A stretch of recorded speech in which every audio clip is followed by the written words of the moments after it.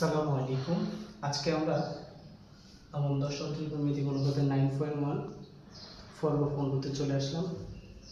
আজকে আমরা 22 নাম্বার আর 23 নাম্বারটা সলভ করব। আজকে আমরা 22 নাম্বার এবং 23 নাম্বার অঙ্কটা সলভ করব। তাহলে চলো শুরু করি। বিসমিল্লাহির রহমানির রহিম। এখানে দেওয়া আছে কি 22 নাম্বারে দেওয়া আছে হচ্ছে tan a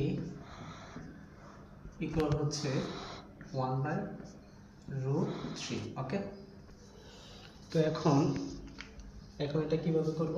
প্রথমে আমি একটা কাজ করতে পারি। কাজটা হচ্ছে কি, আমি এটাকে বর্গ করতে পারি। কি করতে পারি? বর্গ। তো এখন যদি আমি এটাকে বর্গ করি তাহলে উভয় পক্ষে বর্গ করতে হবে। উভয় পক্ষে যদি আমি বর্গ করি তাহলে এখানে হয় হচ্ছে tan স্কয়ারে ইকুয়াল হচ্ছে এখানে হয় হচ্ছে 1/3। এখন tan স্কয়ারে আমি tan কে লিখতে পারি কি? tan এর একটা সূত্র আছে, tan ইকুয়াল হচ্ছে sin/cos। ওকে, এখন আমি চাইলে লিখতে পারি sin এ আর এখন হচ্ছে cos এ। ওকে, স্কয়ার আছে, স্কয়ার দাও, স্কয়ার আছে, স্কয়ার দাও। এখন এখানে দেখো 1/3। ওকে, তো আমি এখানে একটা কাজ করতে পারি যে সাইন স্কয়ারটা আছে, সাইন স্কয়ারটাকে যদি আমি এখানে সরাই আনি, যে এখানে যদি আমি লিখি যে সাইন স্কয়ার এ আর এখানে লিখতে পারি হচ্ছে ইন্টু 1/cos স্কয়ার এ।